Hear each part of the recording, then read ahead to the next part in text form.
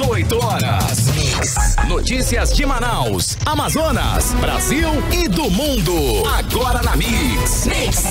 Agora 6 horas e 1 minuto. Boa noite pra você em 100,7. Boa noite pra você na sintonia certa. Você que está ligado aí no melhor Mix do Brasil. Vamos juntos com as principais notícias do dia até às 7 da noite, hein? Começando mais uma edição do programa 18 horas. Hoje, segunda-feira, dia 10 de maio de 2021. Tudo bem, Karime? Tudo certo? Tudo pronto aí para mais uma semana, Karime Leão? Tudo pronto, Carlão. Muito boa noite para você que acompanha a programação da Mix Manaus. É isso aí, estamos juntos a partir de agora até às 7 da noite. 6 horas e 2 minutos. Boa noite. 18 horas. E hoje no 18 horas, o Amazonas é o estado que mais vai receber emendas para combate ao coronavírus. São cerca de 25 milhões de reais para este ano. Cheia do Rio Negro. Nesta segunda-feira, o nível do rio chegou aos 29 metros e 47 centímetros em Manaus. Essa já é a 7ª maior cheia da história desde o início dos registros, em 1902. Pandemia Covid-19. Depois de um fim de semana de comemorações e aglomerações pelo Dia das Mães, será que realmente já estamos no fim da pandemia? É o nosso assunto daqui a pouco, conversando com o epidemiologista da Fiocruz Amazonas, Gessen Orellana. 18 horas.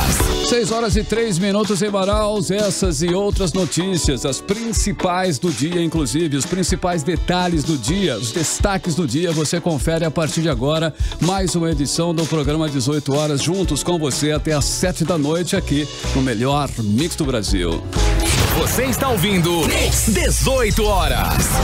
Olha, começamos o programa hoje com uma boa notícia, que o Tribunal de Contas do Amazonas, o TCE, divulgou o edital do concurso público para preenchimento imediato de 40 vagas para as áreas de auditoria governamental, auditoria de obras públicas, auditoria de tecnologia da informação e vagas do Ministério Público de Contas, com vencimento de R$ 8.328,77, fora os benefícios com vale alimentação. O edital completo foi disponibilizado no Diário Oficial Eletrônico do TCE e no site da Fundação Getúlio Vargas. As inscrições devem ser feitas no período de 17 de maio a 15 de junho deste ano no site da Fundação Getúlio Vargas. Karime Leão, e de acordo aí com o edital, das 40 vagas, 18 são para a área de auditoria governamental, 5 são para a área de auditoria de obras públicas, 15 são para a área de auditoria de tecnologia da informação e 2 vagas serão destinadas ao Ministério Público de Contas. Bom, e atenção para esse detalhe, tá? Para a área de auditoria governamental, o candidato deve ter nível superior em qualquer área de formação, fornecido por instituição de ensino superior reconhecido pelo Ministério da Educação. Já para a área de auditoria de obras públicas, o candidato deve ter formação de engenharia ou arquitetura. Para a área de auditoria de tecnologia da informação, o candidato deve ter nível superior em tecnologia da informação. E para o Ministério Público de Contas, o candidato deve ter graduação de nível superior em Direito. E ainda segundo o edital, as provas escritas objetivas de caráter eliminatório e classificatório serão realizadas em Manaus nos dias 21 e 28 de julho pela manhã para a área de auditoria governamental e à tarde para a área de auditoria tecnologia da informação, auditoria de obras públicas e ainda Ministério Público de Contas. Mais detalhes desse concurso você pode conferir no site do 18horas.com.br, que é o site de notícias da Mix Manaus. Você está ouvindo Mix 18 horas. E o nível do Rio Negro chegou na manhã de hoje aos 29 metros e 47 centímetros em Manaus. E se o ritmo de cheia continuar assim nos próximos dias, em mais 2 semanas a cota do Rio Negro ultrapassará os 30 metros, o que será a maior cheia da história, desde o início dos registros em 1902. Por conta do nível elevado do Rio Negro, Manaus já decretou situação de emergência. Isso mesmo, Karime Leão. As ruas do centro de Manaus, inclusive, já estão alagadas. Na Feira Manaus Moderna, 150 feirantes vão trabalhar em balsas, uma vez que as águas já invadiram o local. A previsão é que a feira comece a operar em até 10 dias, como explica a repórter Nathalie Moraes. Os moradores de Manaus estão enfrentando uma das piores cheias da história. Essa já é, até o momento, a 7ª maior cheia já registrada em nossa cidade. Segundo o prefeito Davi Almeida, Manaus já encontra-se em situação de emergência por conta da subida dos rios e a previsão é que neste ano o Rio Negro ultrapasse os 30 metros. Nesse domingo, a Prefeitura de Manaus iniciou a construção de 40 metros de pontes em frente à Feira da Manaus Moderna e anunciou que pelo menos 150 permissionários serão transferidos para uma balsa nos próximos dias. As águas avançam a cada dia e nós acreditamos que nos próximos dias essa área toda aqui deve estar sob as águas e nós estamos fazendo essas marombas, essas passarelas para que a população possa transitar por esses lugares de uma maneira mais tranquila. Fora isso, parte da feira que está sendo afetada, nós temos uma balsa que vai ser ancorada aí à frente ao porto, à frente à feira, para que nós possamos construir uma feira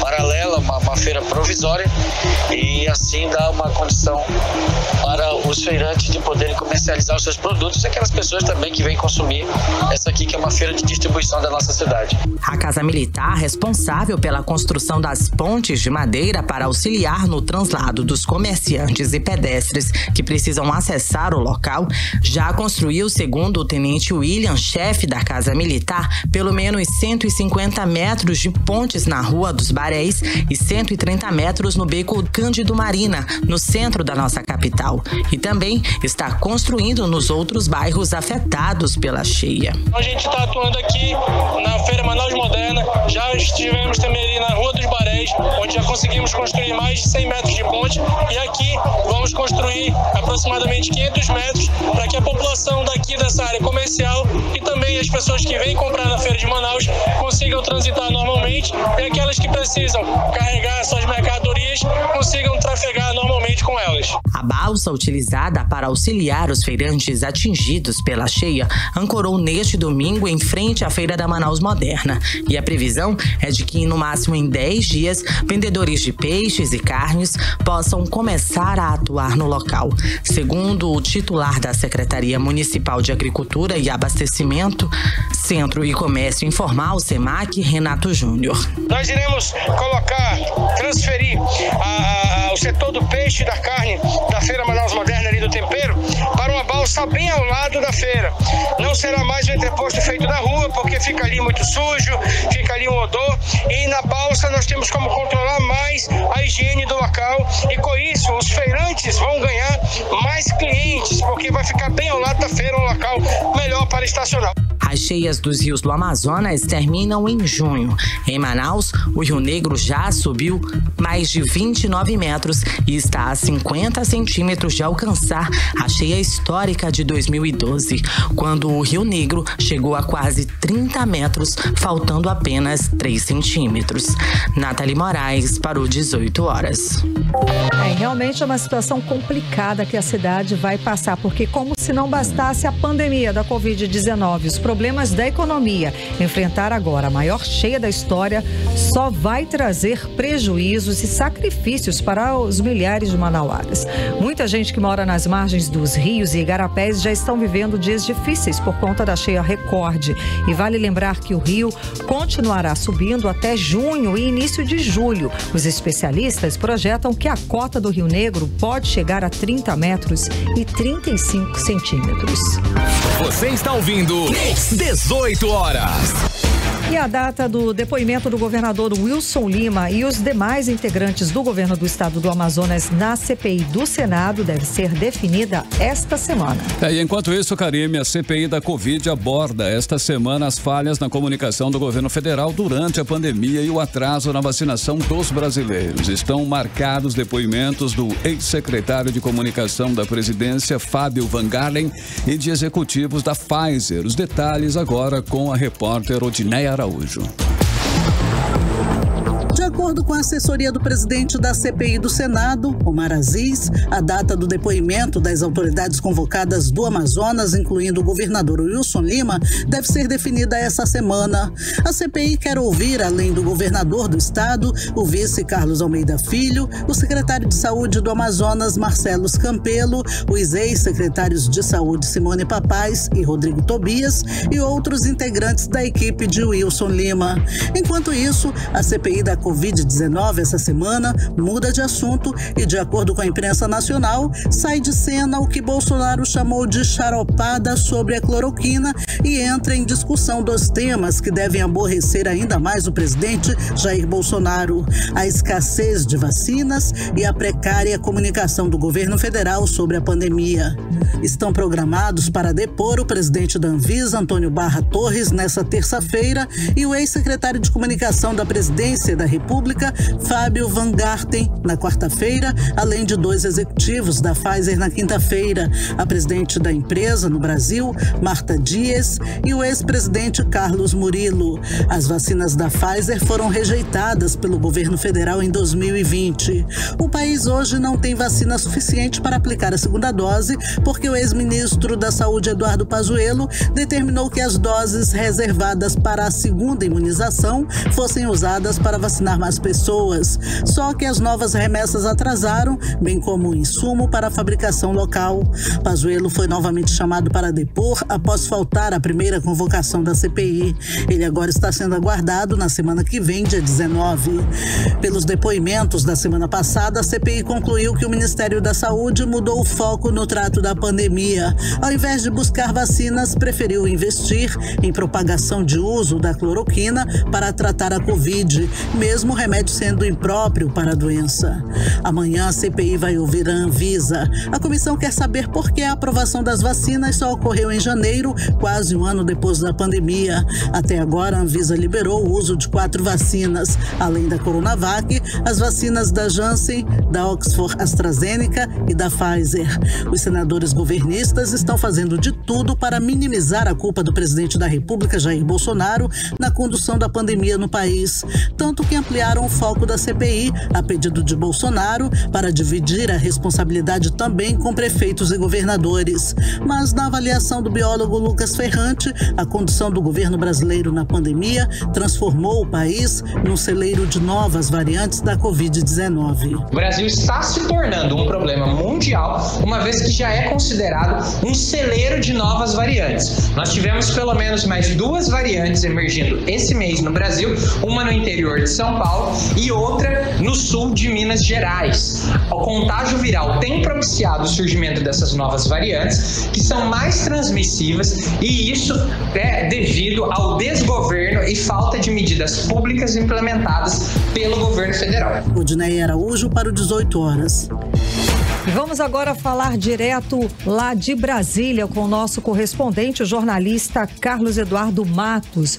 Muito boa noite, Carlos Eduardo. Tudo bem? Bom, o clima deve esquentar em Brasília. Os trabalhos da CPI só voltam amanhã, mas já tem bastidor aí pra gente, não é isso? Boa noite.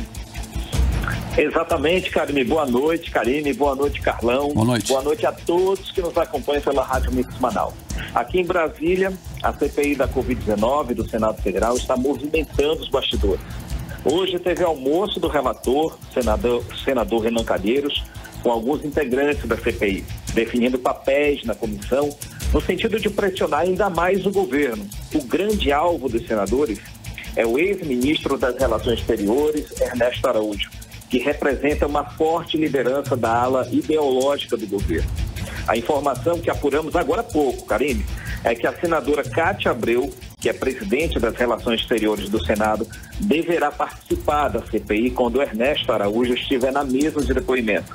Afinal, a queda do ex-ministro aconteceu após um atrito com a senadora. No Twitter, não sei se vocês se lembram, ele afirmou que Cátia Abreu pediu a ajuda dele, a intervenção dele nos contratos do governo com a chinesa Huawei para a implantação da internet 5G no Brasil.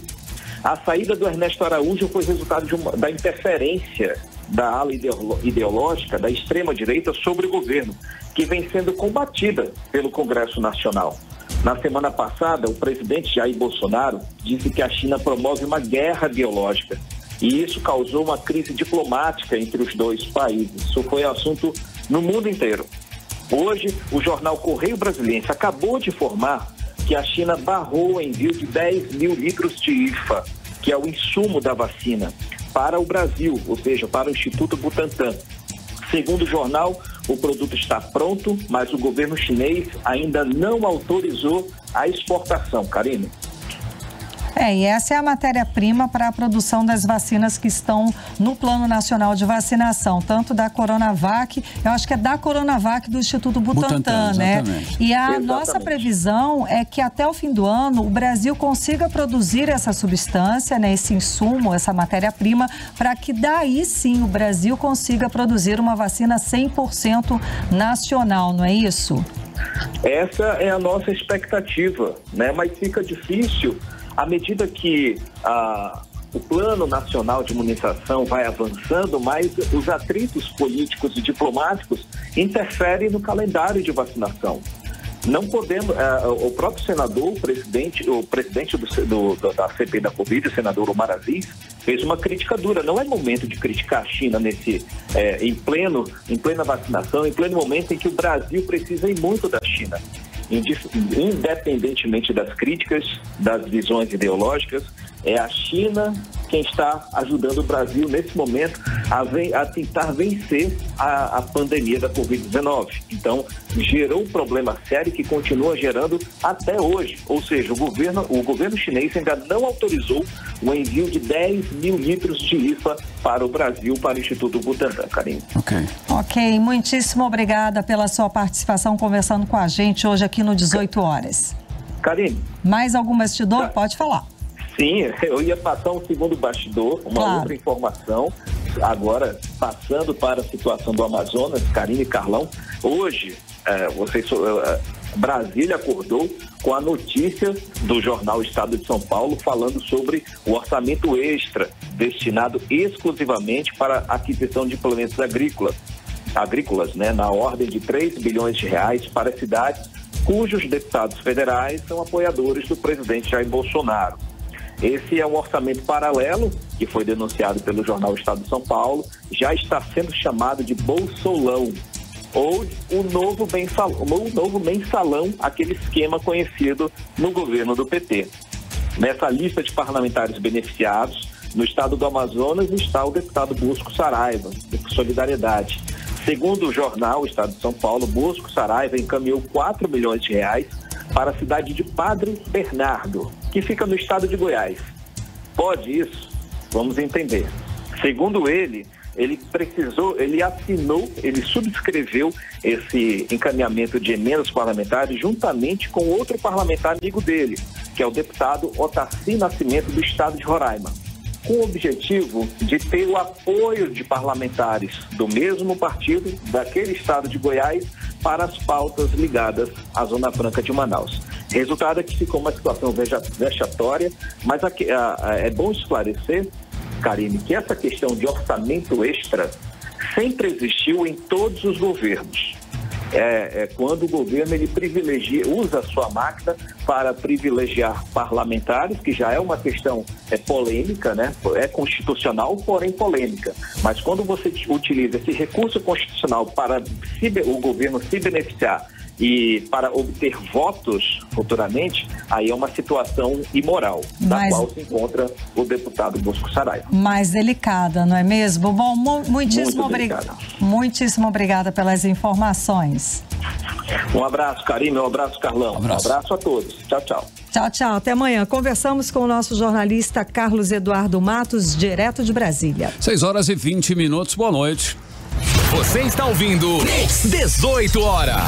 O Amazonas é o estado que mais vai receber emendas para combate ao coronavírus, de acordo com o levantamento do Instituto Nacional do Orçamento Público. São cerca de 25 milhões de reais este ano autorizados pelo Congresso Nacional através de emendas exclusivamente para o combate à pandemia do coronavírus. Os detalhes vamos conferir agora com Odineia Araújo.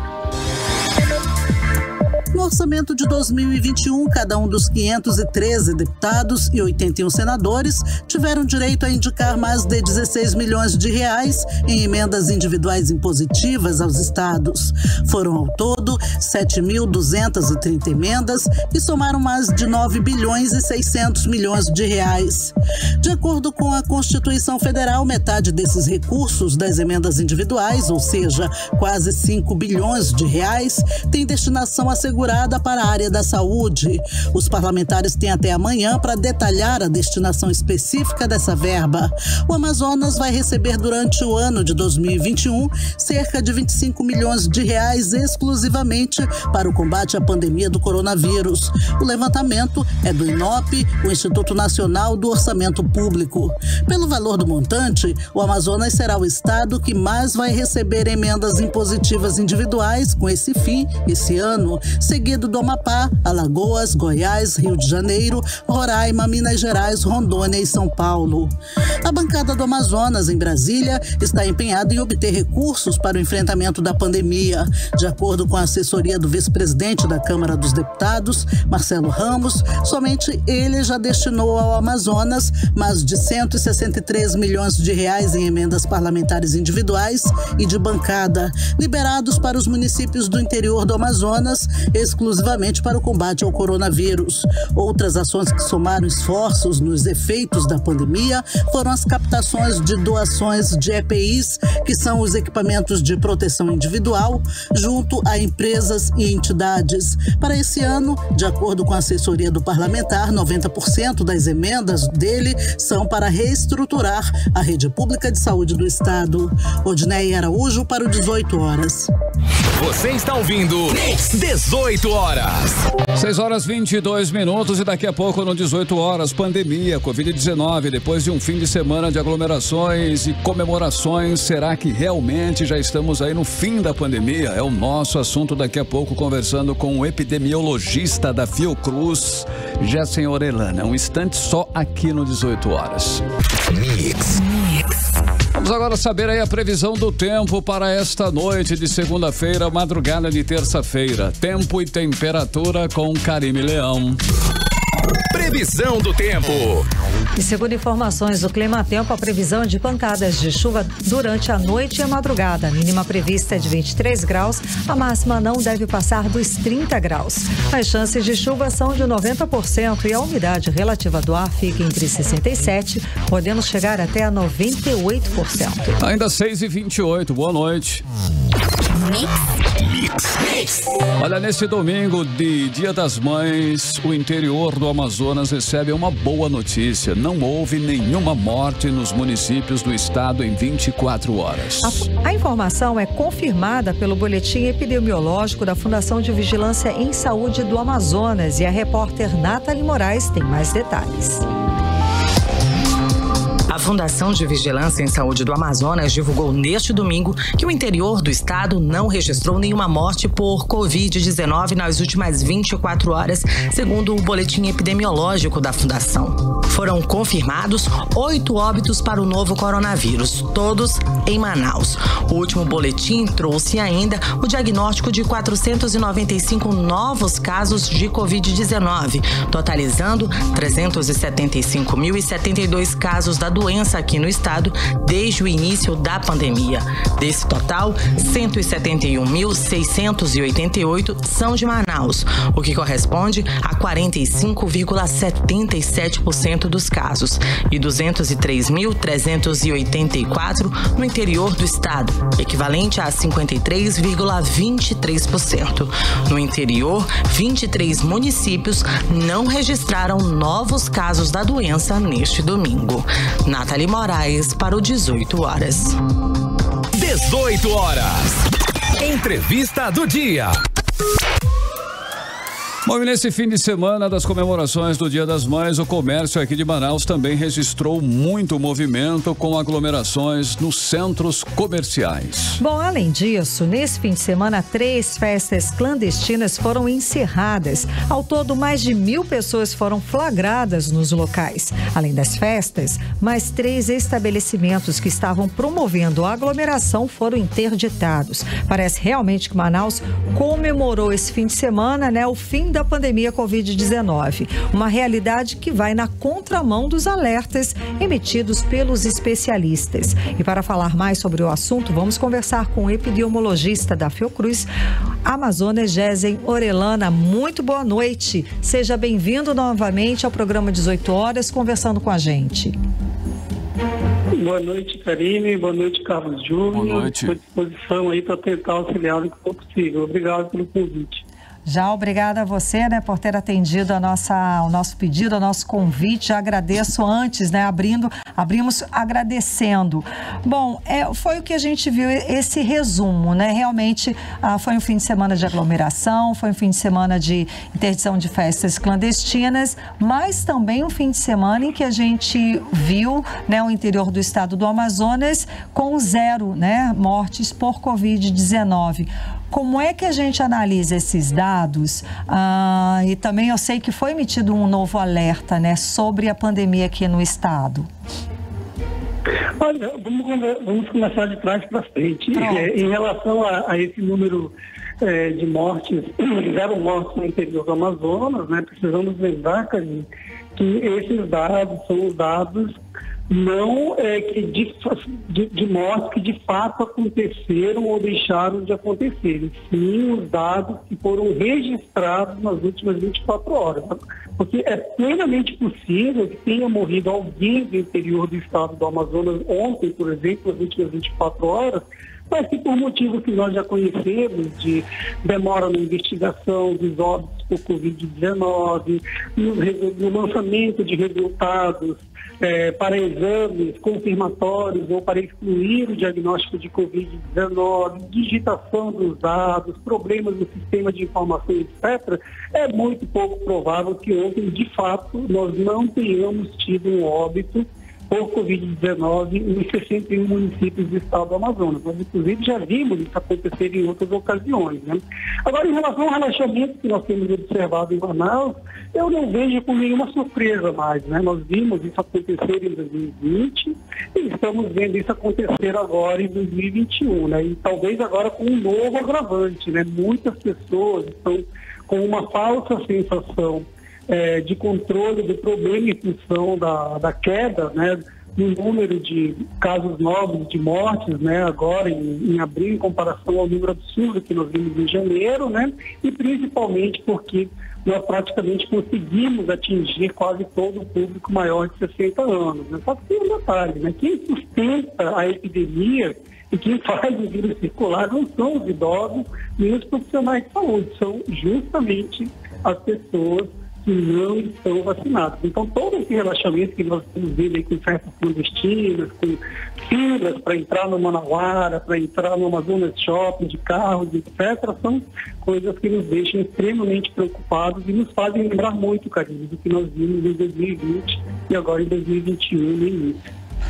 Ok, e como o senhor analisa, o que está ocasionando, né, essas atitudes irresponsáveis aí, como vimos, né, nesse final de semana aí? E foi relacionado também em dezembro do ano passado a mesma situação, né? Como o senhor analisa, como o senhor faz uma relação com relação à segunda onda e agora uma possível terceira?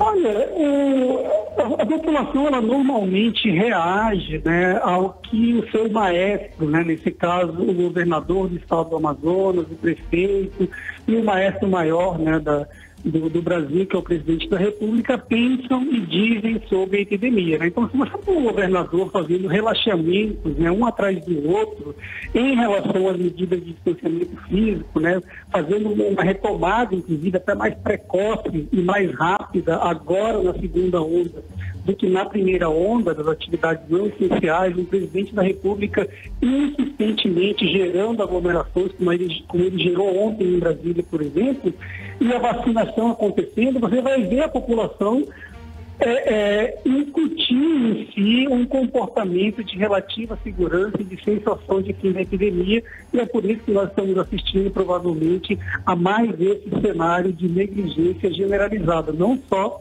das autoridades sanitárias, mas também da população que, infelizmente, segue e copia o comportamento, né, do prefeito de Manaus, que libera, por exemplo, Davi Almeida, a praia da Ponta Negra, do governador que relaxa tudo e do presidente que sai passeando de moto em plena pandemia no Brasil com centenas, milhares de pessoas. Bom, o senhor emitiu um alerta no ano passado, por vários momentos, teve em agosto, teve no fim do ano também, um alerta para as autoridades sobre o risco da segunda onda. Pela sua análise e o seu estudo com as curvas, os gráficos da pandemia aqui no estado do Amazonas, nós temos o risco de entrar numa terceira onda ou a gente ainda nem saiu de uma segunda onda? Olha, Karine, eu acho que essa questão técnica de dizermos se estamos na segunda onda ou na terceira onda, acho que é uma discussão um pouco mais voltada para o público acadêmico, né?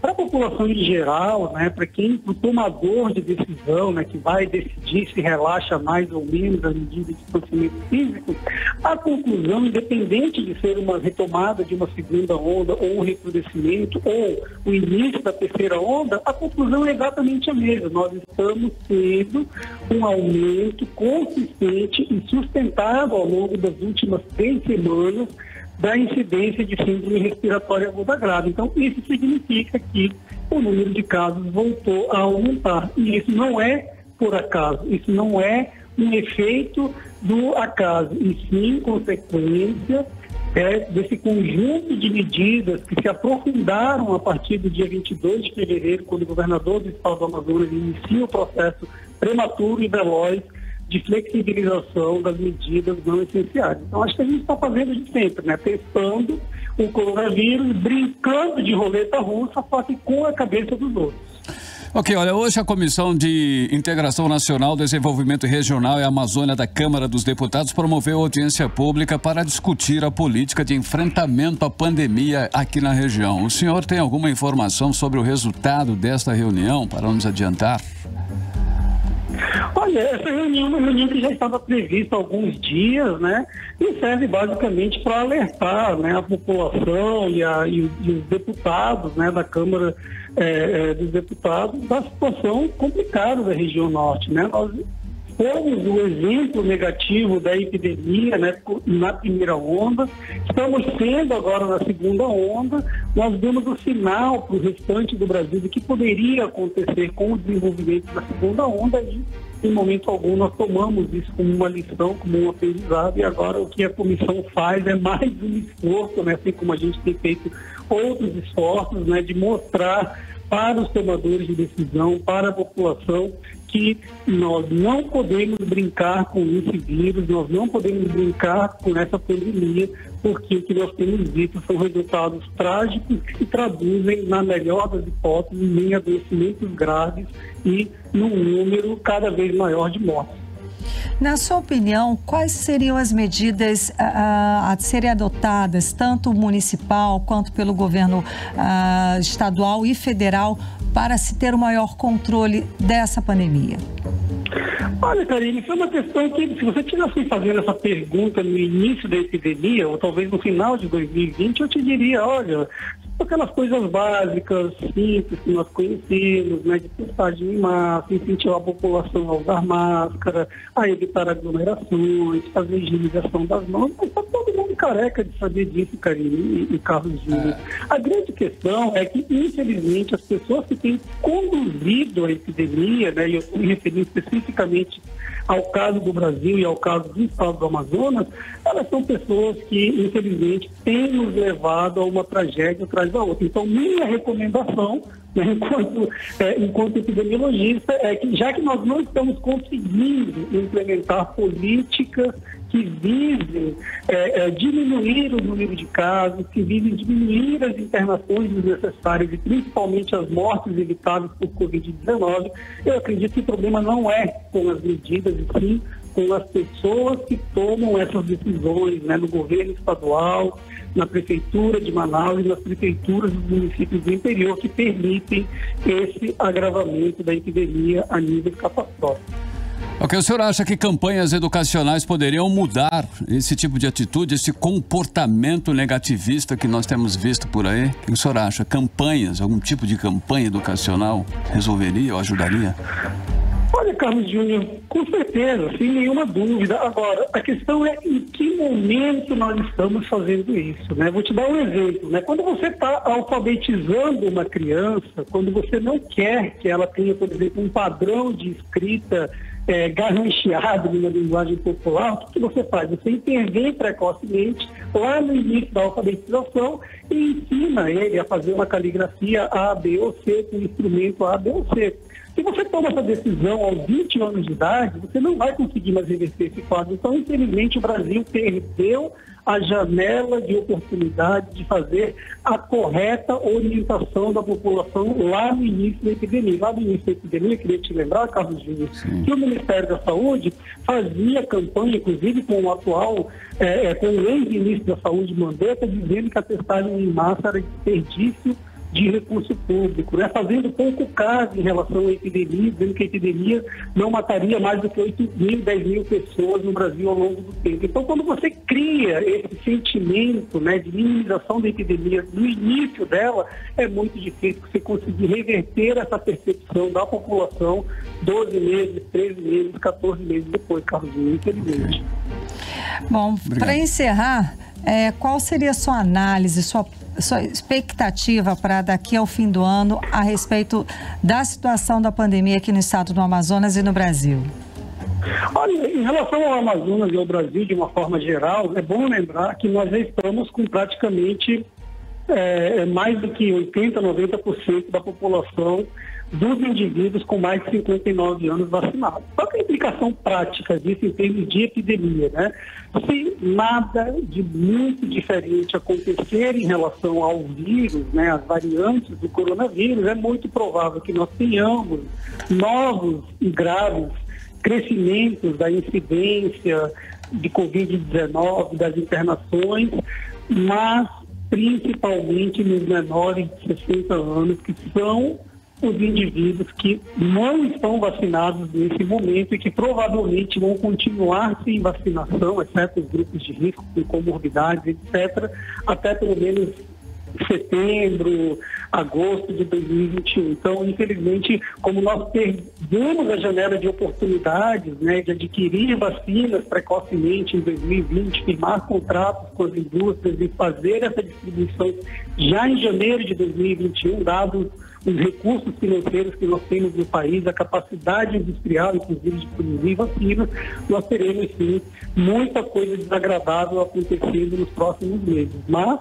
de uma forma mais amena, principalmente nos maiores de 59 anos, em função da vacinação. E nós sabemos que a vacina protege contra a mortalidade de uma forma altamente eficaz. Ok, muitíssimo obrigada pela sua participação, conversando hoje com a gente aqui no programa 18 Horas.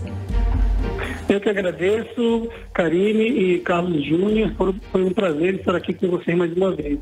Boa tarde, boa noite. Boa noite, saúde, né? Muito obrigada. Conversamos com o epidemiologista da Fiocruz Amazonas, Gessen Orellana. 6h44, boa noite. Você está ouvindo 18 Horas. E daqui a pouco aqui no 18 Horas, quem foi às compras para o Dia das Mães notou que tudo está mais caro. É o nosso assunto daqui a pouco, logo depois da música. Mix. Porém, tempo e temperatura com Karine Leão.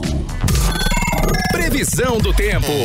De acordo com informações do Climatempo, a previsão amanhã é de sol com algumas nuvens. Chove rápido durante o dia e a noite. A mínima prevista é de 22 graus, a máxima não deve passar dos 30 graus. As chances de chuva são de 90% e a umidade relativa do ar fica entre 63%, podendo chegar até a 99%. 6h49. Amanhã desta segunda-feira, motoristas e cobradores da empresa de transporte público Global Green fizeram manifestação em frente à garagem da empresa do bairro São José Operário, na zona leste de Manaus. Carlão, eles reivindicam direitos como a vacinação contra a Covid-19, ticket de alimentação e reajuste salarial. Segundo o sindicato, que representa a categoria, pelo menos 30% da frota participou do protesto e paralisou as atividades. E outra categoria, Carimilhão, que está reivindicando melhores condições de trabalho é a dos professores. Em assembleia, professores aprovam nova paralisação de advertência no dia 18, quando está marcado o retorno das aulas presenciais em Manaus. Segundo a nota divulgada pelo sindicato da categoria, não haverá retorno de aulas presenciais nas escolas públicas aqui na capital e um indicativo de greve será discutido caso os professores não tenham suas reivindicações atendidas. Vamos aos detalhes agora na reportagem de Júlia Gomes. A decisão foi tomada na última sexta-feira, dia 7 de maio, durante a Assembleia Geral da categoria, mas divulgada apenas na manhã de hoje, em nota pela diretoria do Sindicato dos Professores e Pedagogos de Manaus, o Aspron Sindical. Segundo a nota, a aprovação de uma nova paralisação de advertência foi aprovada diante da ameaça feita pelo secretário municipal de Educação, Paulderney Avelino, de retornar com as aulas presenciais no dia 18 de maio. A nota informa ainda que os professores estão buscando diálogo com o poder público para apresentar suas reivindicações, mas não foram ouvidos até o momento e que nenhuma resposta foi dada pelo governo do estado e pela prefeitura de Manaus. Os educadores estão em estado de greve desde o dia 31 de março e já realizaram uma paralisação de advertência no dia 29 de abril. Segundo o professor Lambert Melo, coordenador de comunicação do sindicato, a categoria está sendo ameaçada a voltar com as aulas presenciais, mesmo sem a vacinação contra a Covid-19 da comunidade escolar.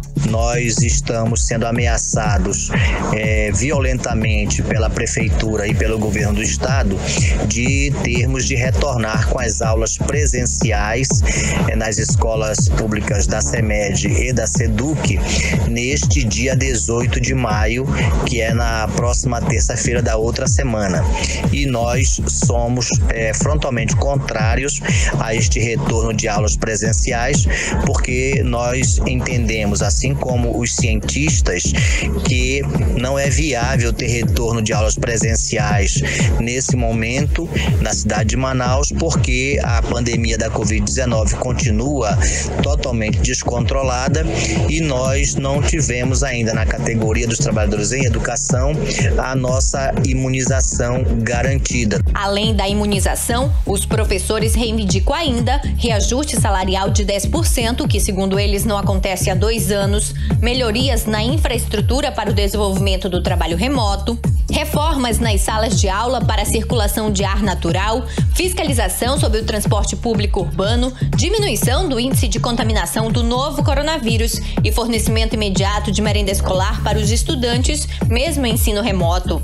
O professor Lambert Melo informou ainda que um ato público está marcado para o próximo dia 18 para tentar chamar a atenção do poder público municipal e um indicativo de greve deverá ser colocado em discussão. E nesse dia, a paralisação de advertência então acontecerá nos 3 turnos, de manhã, de tarde e de noite, não havendo trabalho nas escolas. E o sindicato vai realizar nesse dia 18, dentro da programação da paralisação, um ato público que irá acontecer na sede da prefeitura, na Avenida Brasil, a partir das 8 horas da manhã. E esse ato público terá como objetivo dialogarmos com a sociedade, dialogarmos com a imprensa e, se possível, conseguirmos ali um diálogo com o prefeito Davi Almeida, para que nós possamos apresentar toda essa nossa pauta de reivindicações.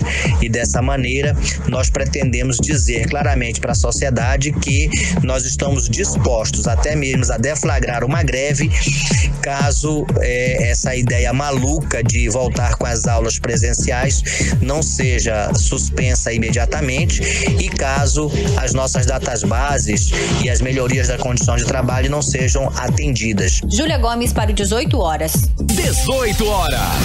Olha, nesse domingo de Dia das Mães, a movimentação foi intensa nos principais cemitérios de Manaus. Muitos filhos aproveitaram para homenagear as mães que em vida foram exemplos de superação e que partiram deixando saudades. E depois de mais de um ano com os cemitérios fechados, a partir da próxima semana, os 10 cemitérios públicos de Manaus devem ficar abertos sempre às segundas-feiras para visitação. A repórter Nathalie Moraes explica pra gente como é que vai acontecer esta reabertura. A partir da próxima segunda-feira, os 10 cemitérios públicos de Manaus ficam abertos para a visitação, sempre de 6 da manhã até às 8 horas da noite. As visitas serão liberadas apenas às segundas-feiras, mas a intenção é ampliar esse prazo para outros dias da semana. O último fim de semana foi o primeiro com a liberação de cemitérios para as homenagens póstumas pelos Dia das Mães, depois de mais de um ano com os portões fechados. Segundo o subsecretário de Limpeza Pública de Manaus, José Rebouças, a maior movimentação foi registrada no cemitério Nossa Senhora de Aparecida, o cemitério Tarumã. Hoje, dentro do Dia das Mães, toda a nossa equipe pronta vai receber as pessoas que vêm ver o seu ente querido, principalmente as mães que faleceram nesse momento tão perverso que foi essa Covid. Mesmo com o grande fluxo de pessoas, as recomendações de segurança sanitárias foram atendidas, como o uso de máscaras, álcool em gel e distanciamento social. O vigilante Janilson Alves prestou sua homenagem e, emocionado, destacou que a reabertura dos cemitérios no fim de semana foi um ato muito importante. Reabrir o cemitério novamente, para a população, porque há muito tempo, os seus entes queridos, os familiares estão longe dos seus entes queridos, que estão aqui, infelizmente, principalmente nesse tempo de pandemia, que muita gente se foi, A reabertura dos cemitérios recebeu apoio da Casa Militar, secretarias municipais de infraestrutura, saúde, além do Instituto Municipal de Mobilidade Urbana, que colocou pelo menos 140 agentes de trânsito para monitorar o trânsito no entorno dos principais cemitérios de Manaus. Nathalie Moraes para o 18 horas. Você está ouvindo 18 horas.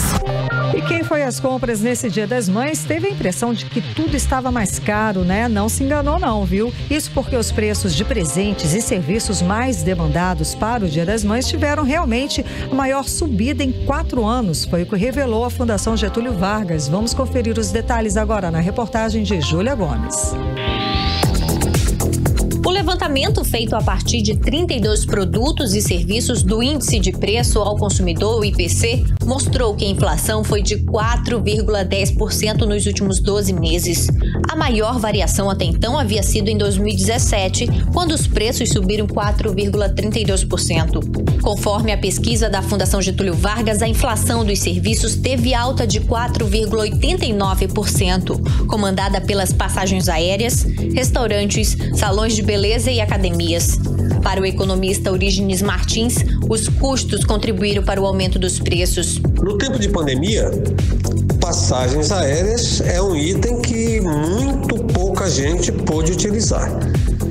Em segundo lugar, temos que levar em conta que o setor de serviço realmente aumentou de preço, subiram os preços do setor de serviço por conta de um aumento normal, um aumento que já era esperado.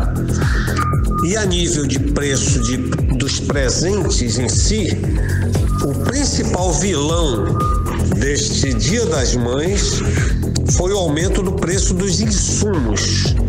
Realmente foi uma inflação de custo. Mas apesar da subida, o indicador ficou abaixo da inflação geral verificada para o período, que foi de 6,71% de acordo com a FGV. Considerando os produtos preferidos como presente para o Dia das Mães, a cesta de 23 itens teve aumento médio de 3,33%, de acordo com o levantamento da Fundação Getúlio Vargas.